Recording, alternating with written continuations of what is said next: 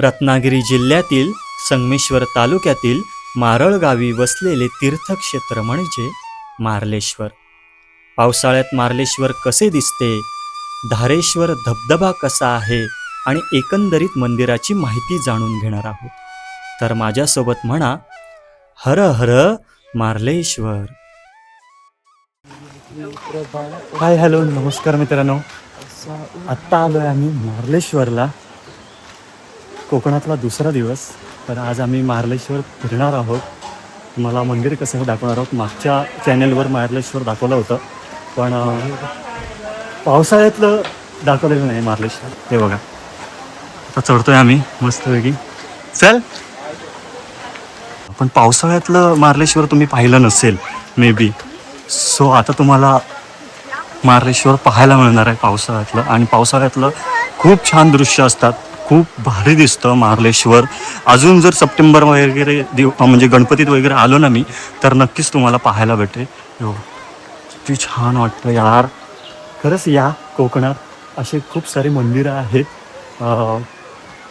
ते पावसाळ्यात इतके भारी दिसतात ना की तुम्हाला काय सांगू, खरंच खूप छान दिसतात. आता जाऊया आतमध्ये, आपण माहिती वगैरे पण सांगणार आहे तुम्हाला. मार्लेश्वर जरा फिरूया आपण आणि बघूया आजच्या दिवसात काय घडतं. बोला माझ्यासोबत, हर हर महादेव.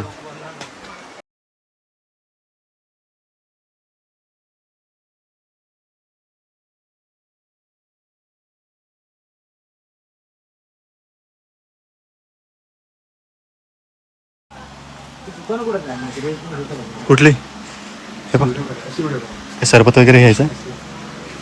सरबत वगैरे घ्यायचं आहे का? पैसे नाही. सरबत पैसे नाही. आम्ही दोघांनी पैसे आणलेले नाही, फेरी आणले. पण 10 रुपये आणले होते, पार्किंग फी मध्ये गेले नाही. नेटवर्कच नाही आहे इकडे, माहिती असून सुद्धा. यार बघू आता, विश्वासावरती डिपेंड आहे, विश्वासावरती. ठीक आहे, आमची तोंड बघून आम्हाला वाटत नाही कोणता माणूस आमच्यावर विश्वास ठेवेल. नाही ठेवेल, नक्की ठेवेल, नक्की ठेवेल.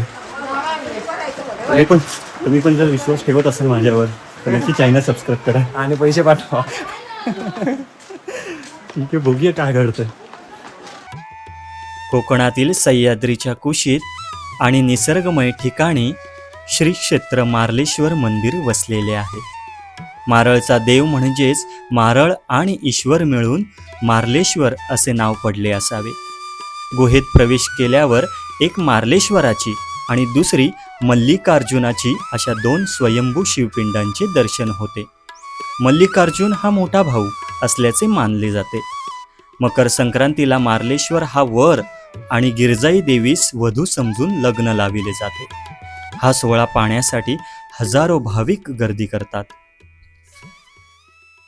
मित्रांनो, मार्लेश्वराचं दर्शन झालेलं आहे. माकडे खूप आहेत, त्यामुळे जर इकडे येत असाल तर बाबांनो व्यवस्थित. वाव, सप्टेंबर महिन्यात या, मस्तच.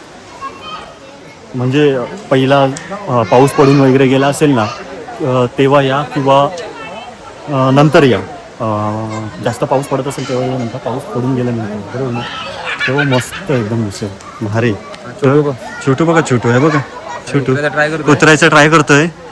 अरे बापरे, अरे बापरे, ये आई घेईल मला वाटतंय. काय सीन आहे, क्लिक कर. अरे सही सीन होता यार. इथे बघ कसं पटकन घेतलं त्या बाळाला. शेवटी आई ती आईच. आणि हाच तो धबधबा. आज गर्दी खूप आहे, विकेंड आहे ना, त्यामुळे खूप गर्दी आहे. ते व्हिडिओ करायचे, व्हिडिओ करायला चान्सच नाही रे, बिकॉज नाही वाटतं. हा, इथून खाली जाऊ शकतो ना आपण, खाली जायला चान्स आहे. मस्त वाटतं, या तुम्ही इकडे. खरंच भारी वाटतंय. माईक आणलाय नाही त्यामुळे आवाज येणार नाही, तर रश वगैरे आहे इकडे, खूप आवाज आहे. पण मस्त, पावसाळ्यातलं मार्लेश्वर खूप भारीच असतं, वेगळीच फिलिंग असते पावसाळ्यातलं मार्लेश्वर. त्या मार्लेश्वरला भेट द्या, पण पावसात या. आत्ता या, मी आता ही शूट करतोय जूनमध्ये. जुलैपर्यंत काय एवढा पाऊस पडणार नाही आहे, त्यामुळे या. आणि पाऊस पडून गेल्यानंतर सुद्धा या, तेव्हा सुद्धा एक तुम्हाला भेट का अनुभव येईल. आता आम्ही खाली चाललो आहे बघा इकडे.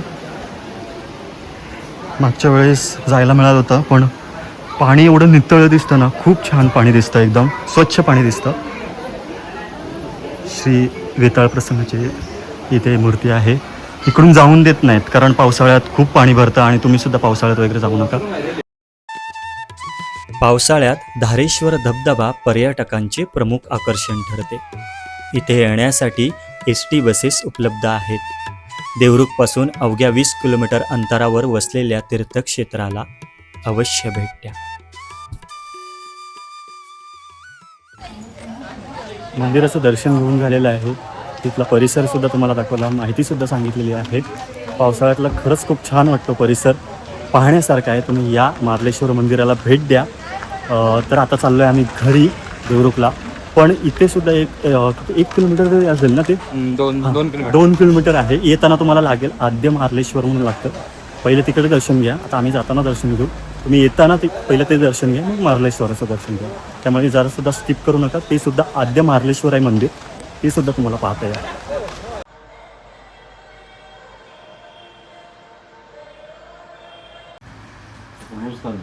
हे मूळ स्थान आहे म्हणजे तिकडे जर जायचं असेल तर पहिले इकडे दर्शन घ्यायचं ना. पहिलं हे देवस्थान. ओके, स्टोरी वगैरे काय आहे का, म्हणजे कथा काय आहे का, संशोधन चाललंय वगैरे. ओके, मी आत्ता आलो आहे आद्य मार्लेश्वर मंदिरात. खूप छान परिसर आहे या इथला. किती छान मंदिर आहे हे बांधलेलं आहे. तुम्हाला येताना पहिला आद्य मार्लेश्वर मंदिर लागेल आणि मग मार्लेश्वर लागेल. त्याची आख्यायिका मला पण माहिती नाही आहे. तुम्हाला जर माहिती असेल तर कमेंटमध्ये सांगा. त्याचं संशोधन वगैरे चाललं आहे, बोललेत काका. बघा हा परिसर बघा, आतला गाभाराचा. खूप छान देऊळ बांधलं आहे यार.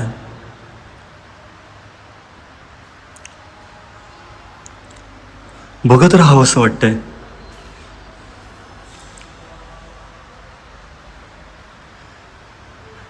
जर मार्लेश्वरला येत असाल तर इकडे आद्य मार्लेश्वरला सुद्धा भेट द्या. इतकं भारी मंदिर बांधलंय ना. तुम्हाला बाहेरचा सुद्धा व्ह्यू दाखवेन. बाहेरून सुद्धा खूप छान मंदिर दिसतं. आपण आता जाऊया बाहेर. ह्याची जर आख्यायिका असेल तर सिनेमॅटिक पद्धतीने सांगेनच, पण स्ट्रक्चर भारी आहे ना, वेगळंच बांधलेलं आहे मंदिर. आता ही कोकणात सुद्धा बांधायला लागले तसे मंदिर.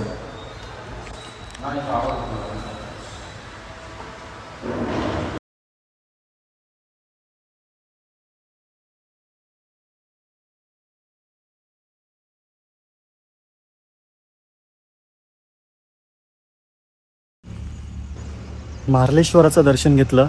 आता आद्य मार्लेश्वराचं पण दर्शन घेतलं. आतला जो गाभा आहे तो सुद्धा तुम्हाला दाखवला. बाहेरचा व्ह्यू खरंच खूप छान आहे. मस्त मंदिर बांधलेलं आहे, तुम्हाला दाखवतो मी. बघा, छान मंदिर बांधलेलं आहे.